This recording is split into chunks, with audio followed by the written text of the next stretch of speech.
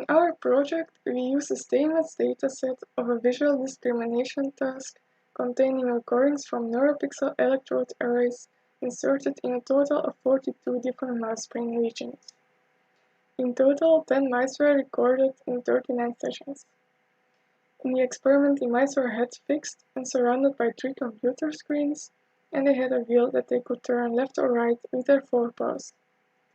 During the sessions, the visual stimuli were shown on one, both, or none of the left and right screens at 0.5 seconds, after which the mouse had to turn the wheel left or right in order to turn the higher contrast visual stimulus to the central screen. If correct, the mouse was rewarded with water. If incorrect, a white noise sound was played. And in our project, we will investigate the temporal dynamics of these neural recordings using recurrent neural networks. Okay, so initially we wanted to try and predict the onset time of the stimulus. To do this, we created a target trajectory that was 0 before the stimulus onset and 1 after the stimulus onset. Because all the trials were aligned so that the stimulus began at 500 milliseconds, we had to subsample the trials to create randomness and change where the onset time occurred. What we expected was that as we moved later and later in the visual hierarchy in terms of input recordings, we would see a larger and larger delay before the model would be able to decode the stimulus.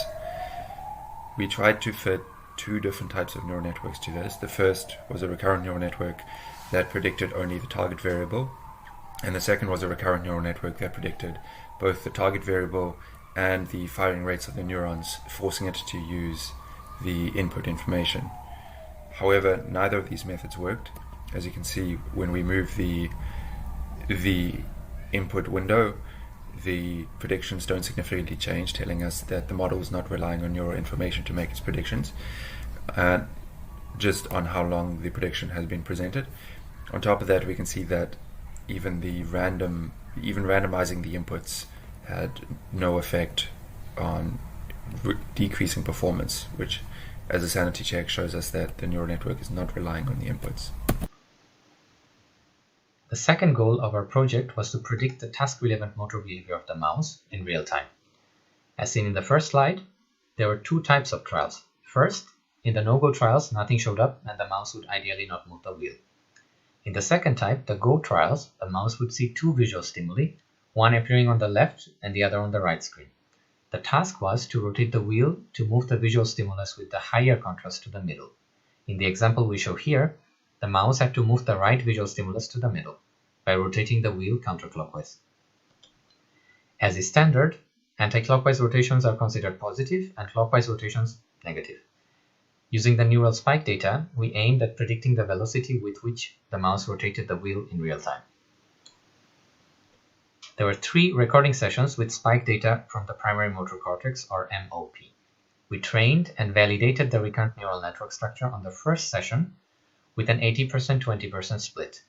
With the structure settled, an 80%-20% split in the other sessions then could be used to retrain and test the RNN. It is important to notice that the electrode positions were not the same across the mice, so a transfer from one mouse to the others without training would be meaningless.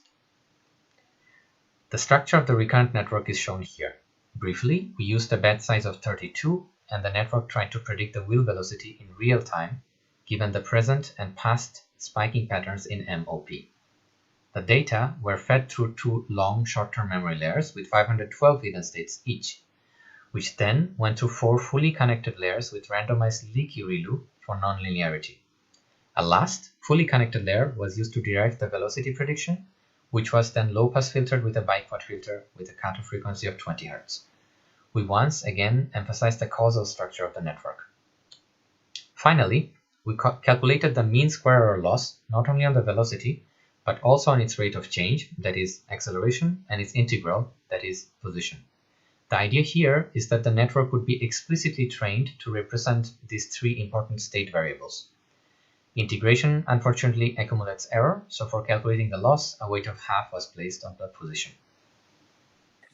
We then trained these recurrent neural networks to fit the speed of the wheel that the mouse was rotating. To do so, We use the data from the sessions number 10 and 20 out of the total of 39 sessions available. In the first case, which we show in the following 2 slides, we use the data recorded from a single brain area, the primary motor cortex, MOP. In this slide, we present a simulation for session number 10. In the first 2 graphs, we plot in black the real speed of the wheel and in blue our prediction. We also include the loss function that we use to feed the network, that decreases nearly monotonically to 0. In this second slide, we present the same simulation, but for data from MOP and recorded in session number 20. Again, we plotted in black the real speed of the wheel and in blue our prediction, and the same for the loss function. As we can see, in both sessions, our prediction fits quite well the real data, which make us think that based on the MOP neural activity of the mouse, we can predict the wheel movement. In these figures, we have plotted for one of our sessions the speed at which the mouse was rotating the wheels, our ground truth, in black, and in blue we have our network's prediction of the wheel speed when given as input recordings from the primary motor cortex only.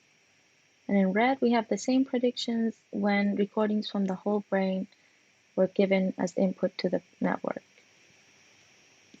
In both cases, the predicted values are very similar to the ground truths. And on this next slide, we have the same plots for another one of our 39 sessions. We can see that the network learned to predict rotation speeds from neural activity. In this final slide, we present a visual summary of the results of the neural network. The gray circle and the arrow denote the position of the wheel as the mouse was rotating it, whereas the blue circle and the arrow is the real-time output of the RNN. This trial is one of those which were not encountered by the network during training, and it operates solely on the spikes originating from the primary motor cortex. We would like to thank our funders, the authors of the original study, and the Neuromatch Academy, which made the project possible. Thank you very much for your attention.